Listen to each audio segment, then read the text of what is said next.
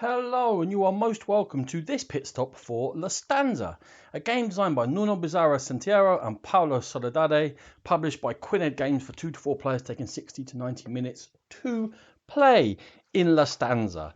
The players are looking to gain prestige during the Renaissance by looking to influence very famous characters of their era, looking to build themselves up in 5 different areas and score the most points by the end of 4, 5 and a little bit more rounds, and we'll see how that all works.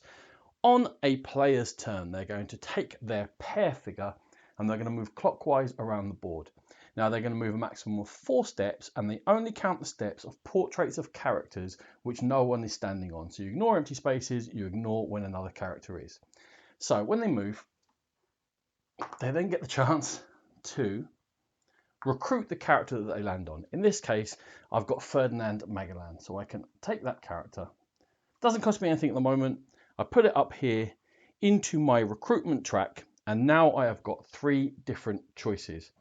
I can choose to pass, which I'm going to do in this case because it's the easiest, or I can do 2 other things which we're about to come to. So in this case, I would pass. All the other players would take their turn moving around, taking character tiles, and it would come back to me. And again, I would move clockwise. Now in this case, I'm going to move across here to Titian, and I am going to recruit Titian and put them up there into my recruitment track. Now, I wish to activate that room. This is the second option you have to be able to activate the room. Now, it doesn't matter which character you took this turn, but you must have a character which matches the color of the room in order to activate it, and you're going to recruit that character. So in this case, I have my artist here for the art room, so I'm going to bring them down into play, and that's when I need to spend money. I can choose one of the slots along the bottom, and they all have different costs, getting more expensive over to the left. So I may as well use the cheapest one for now, and I'll get rid of a Rabelais, and I will bring Titian down, and that will cost me 1 lovely coin. I am now going to activate all of my yellow characters down here. And this is the simplest way of activating a room. And I've got 2 of them, so I've got a strength of 2. And what you do in each of the rooms is different. This one's completely different, the bonus room. But for these 5, they're all similar in that you generate a strength and you do something. In this case, I generated 2 strength by having 2 artistic characters. That will allow me to take a piece of art. In this case, the 2 corresponds to this here. And I add that in. It's a script. And that's going to add to my artistic value, and we'll see how that scores points at the end of the game. But the basic thing to take is you must recruit a character of the colour of the room. You then check your strength in that colour, and you get to take an action. Okay, so I'm building up lots of artwork there. That looks nice to me. On my next turn, everyone's gone around and taken characters. I'm going to come down here and take Flotilla Nelly and recruit them. Now, I would like to be able to activate my arts here because I have 2 artists and I just recruited another one, but I'm down here in the white politics room. It is possible to do that as long as you have a meeple of the correct colour. In this case, a yellow meeple for the yellow room. I can spend that meeple, activate the yellow room, I'll bring her down, get rid of Paracelsus there, spend 2 more coins, and then I can activate again for a strength of 3, and that's going to give me a slightly better work of art. So you know that you need to be in a room and use the characters, or you can be in another room and use a meeple.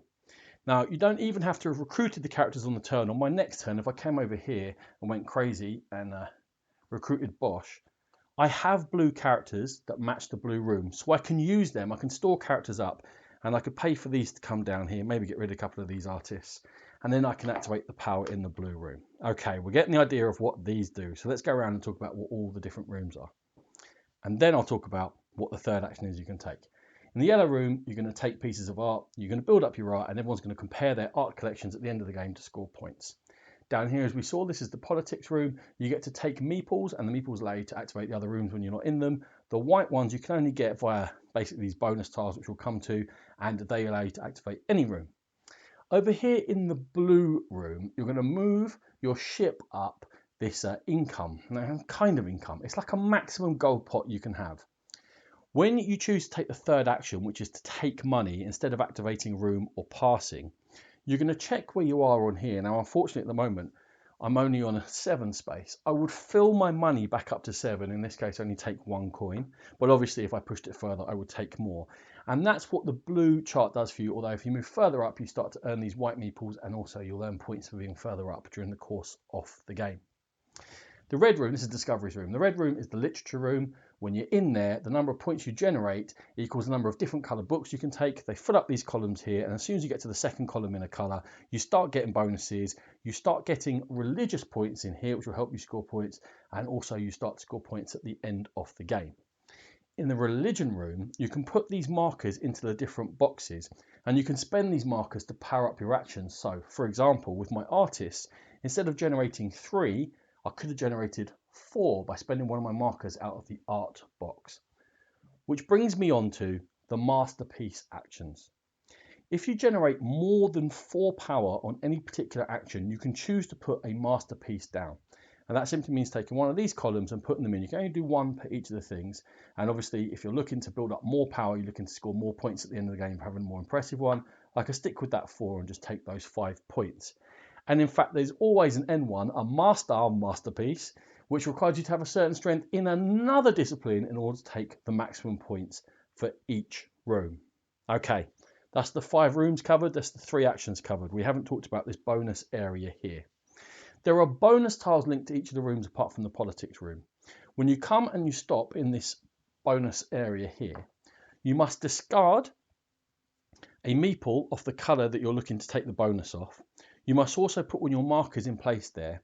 And for each of them, for the first, second and third bonus tile you wish to take of that colour, you must have achieved something. So for example, for the religious one, I have to have 2 markers in 2 different boxes, and they go up there. For the literature one, it would have a certain number of books, a certain number of columns completed. For being in the blue bonus tiles, it's been a certain path along the discoveries, how far you've gone. So you get the idea that you can take these bonuses, and what they're going to give you. Well, they're going to give you instant income. They might boost your strength in that particular thing. They might give you a boost in something else, or they might give you a chance to score a handful of end game points. Also, your presence within this bonus tile by marking it with these markers is going to affect some end game scoring.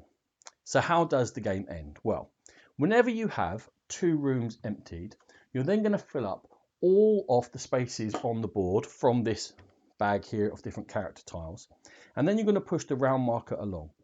You're going to have 1 more round than there are players within the game, and once that round is over, there are 3 turns left. And as you count down the 3 turns, you can choose to take one of the actions, but if you pass this time, your figure comes off the board and goes into a pass space. You can no longer do anything else, but the quicker you pass, the more points you score.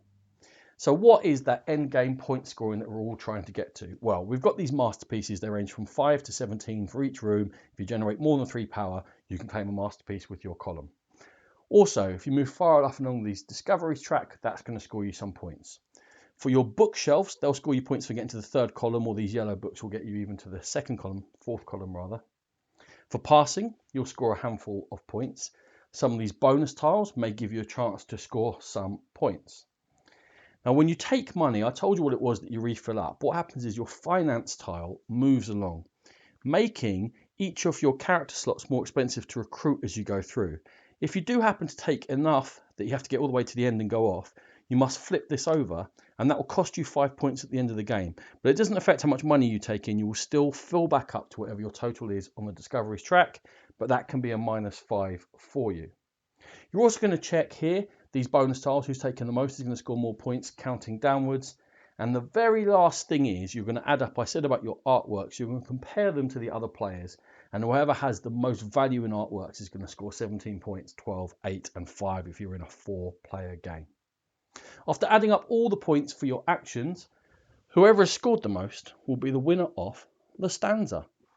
This has been a Game Pit Stop. For more videos like this, check out our YouTube channel. For more in-depth coverage of gaming, please check out the Game Pit podcast. Thank you.